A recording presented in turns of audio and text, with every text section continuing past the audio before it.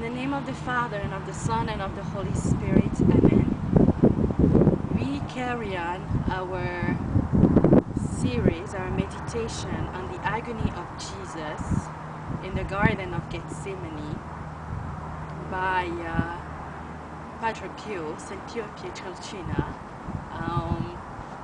in a workout mode. So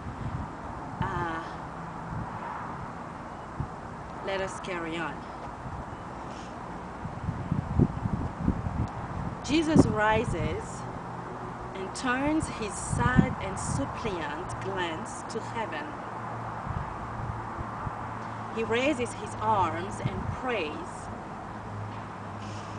"My God, with what deadly pallor that face is suffused." He prays to that Father who seems to have turned away his glance and who appears ready to strike him with his sword of vengeance. He prays with all the confidence of a son, but he fully understands the position he holds. He realizes that it is he alone as a victim for the human race who bears the odium of having outraged the divine majesty. He realizes that he alone, through the sacrifice of his life, can satisfy divine justice and reconcile the creature with the Creator. He wants it, and wants it efficaciously. But nature is crushed at the sight of his bitter passion. Nature revolts against the sacrifice, but his spirit is ready for the immolation, and he continues the battle with all his strength. He feels himself cast down, but he perseveres in the oblation of himself. My Jesus, how can we obtain strength from thee if we see thee so weak and crushed?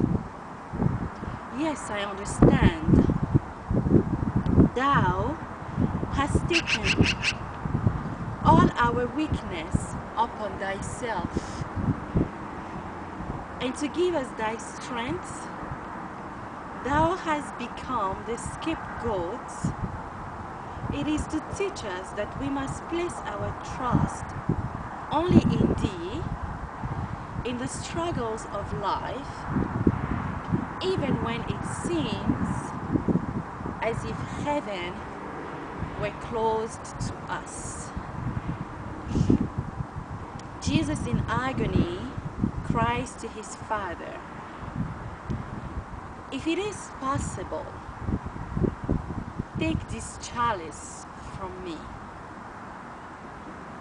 It is a cry of nature which, weighted down, confidently has recourse to heaven for assistance. Although he knows that he will not be heard, because he wanted thus, he prays, "My Jesus, why dost thou ask that which thou knowest will not be granted? Suffering and love. Behold, the great secret, the pain which oppresses thee, urges thee to seek help and comfort. But the love to satisfy divine justice and give us back to God makes thee cry out, 'Not mine, but thy will be done.'" To this prayer, divine justice exacts the sacrifice necessary to repair the injury to God. His desolate heart has need of comfort. The desolation in which he finds himself, the battle which he is fighting alone, seems to make him go in search of someone who could comfort him. They, having lived so long with him, his confidant, could well understand his internal grief. And with this expectation, he goes to them. They will surely know how to provide a little comfort for him.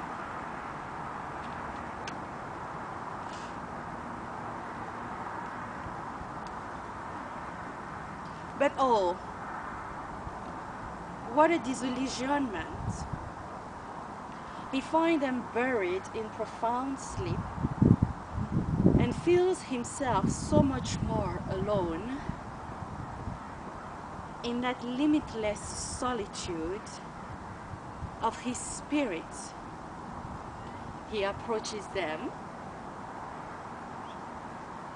and sweetly turning to Peter, he says, "Simon, dost thou sleep?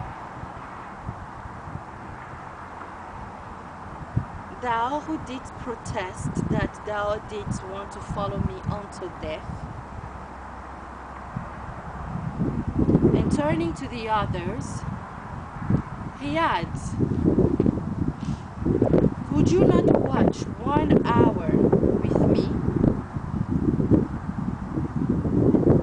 The laments of the lamb, destined for sacrifice, of a wounded heart that suffers immensely, alone, without comfort. He, however, raises himself as if from a battlefield, and forgetting himself and his suffering, concerned only for them, adds, "Watch and pray that thou fall not into temptation."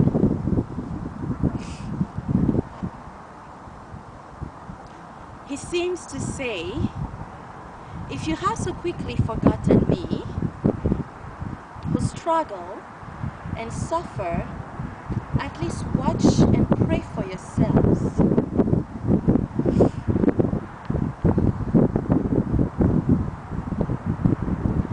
They, however, heavy with sleep, hardly hear the voice of Jesus.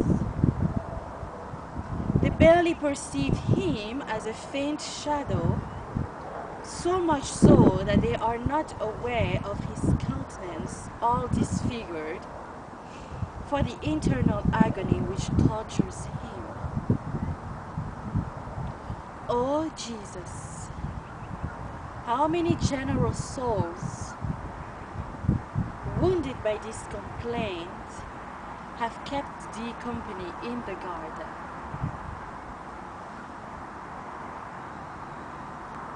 Sharing thy bitterness and thy mortal anguish.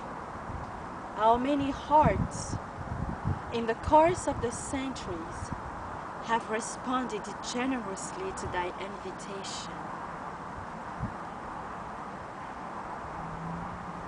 May this multitude of souls then in this supreme hour be a comfort to thee